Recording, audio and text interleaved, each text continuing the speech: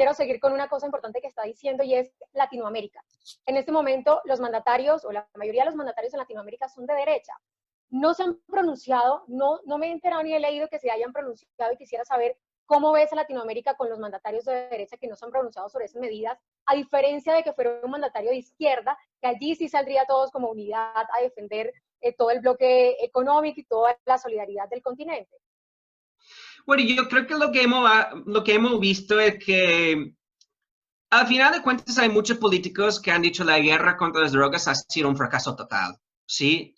En México más que 200,000 personas han muerto en 12 años, ¿sí?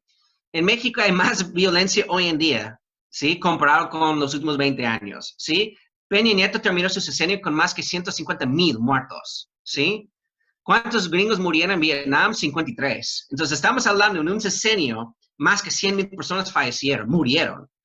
Yo creo que lo que está viendo, porque igual en Brasil, igual con Duque en Colombia, para mí que yo he escrito mucho sobre Colombia y ustedes son colombianos, a mí me encanta Colombia y no me entienden mal, pero Duque lo que está diciendo es, mira, vamos a volver y vamos a hablar sobre fumigación, que todo el mundo ha escrito que no ha funcionado. Daniel Mejía, miles de personas han escrito en Colombia que no ha funcionado. Y hay que acabar con la corrupción. Y hay que acabar con el crimen organizado.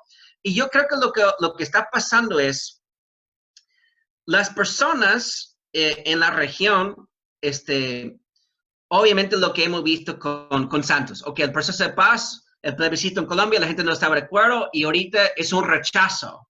Y la gente, hemos visto esos cambios. Brasil tuvo más que 20 años de una dictadura, ¿sí?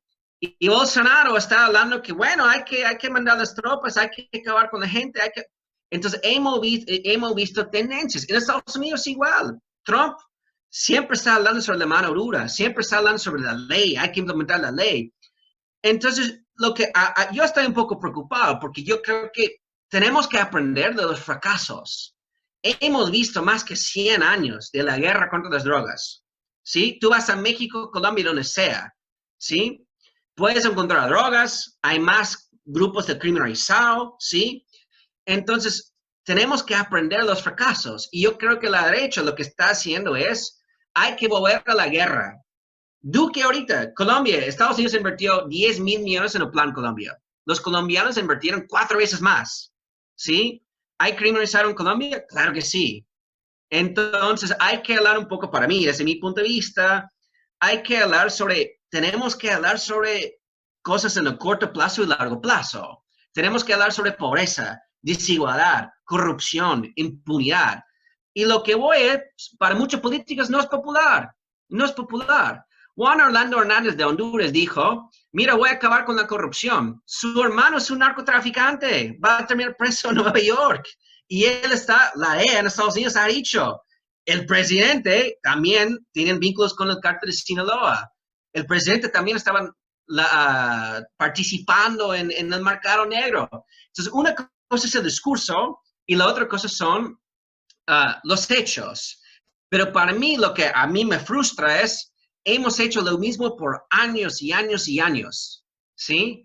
Y para mí hay otra cosa que, desde mi punto de vista, en términos del crimen organizado, ves que López Obrador en México, que llegó diciendo la guerra ha sido una guerra fallida, fracasada.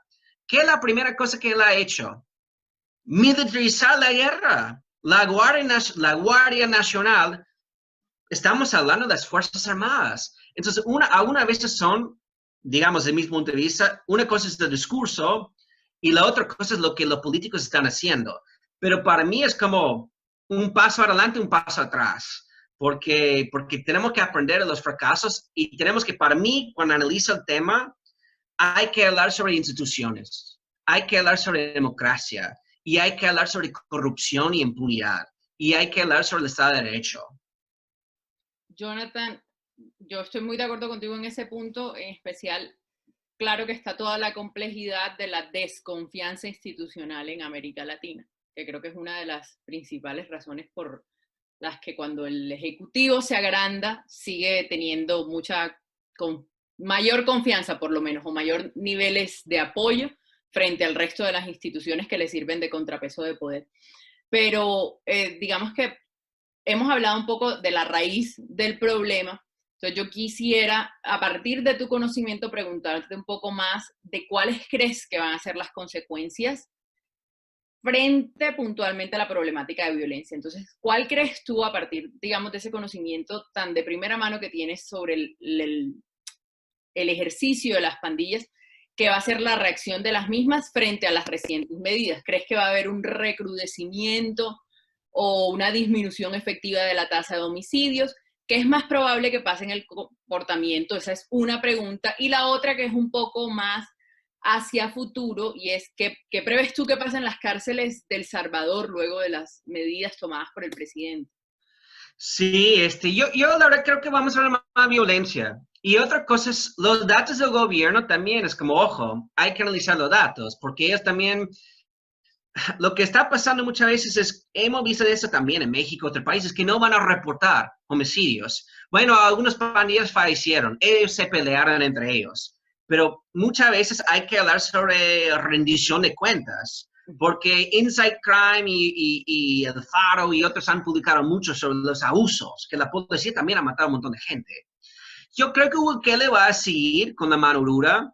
Yo creo que él no va a negociar con los pandilleros. Funes estaba negociando con ellos. La violencia bajó por un año más o menos. Y al final de cuentas, yo creo que para mí, lo que vamos a ver con el virus y el contexto es, vamos a ver más desigualdad en El Salvador y vamos a ver más control. Los pandilleros van a controlar barrios. Y hoy en día, cuando uno empieza a estudiar y lee la prensa, los pandilleros están controlando quién está entrando, quién puede salir. Entonces, para mí, lo que vamos a ver es más violencia por dos cosas. Primero, los pandilleros van a responder.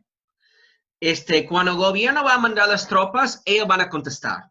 Y número dos, con más desigualdad, con más pobreza, con la crisis global, una crisis económica, ellos pueden reclutar más jóvenes, ellos quieren más soldados y ellos van a controlar el barrio. La segunda pregunta es, lo que hicieron antes, y ese es un buen punto, porque digamos en Estados Unidos, si tú vas a la cárcel, hay muchísimo racismo en la cárcel. Los blancos solamente se llevan con los blancos, los afroamericanos se llevan con los afroamericanos, los latinos se llevan con los latinos. Entonces, si tú eres un miembro de la la mafia mexicana, tienes que sobrevivir en la cárcel en Nueva York, Los Ángeles, donde sea, y se dividen por raza. En El Salvador es otro mundo. Entonces, digamos, lo que ellos hicieron es, no podemos mezclar a los pandilleros. Entonces, en una celda hay que poner la Mara Salvatrucha.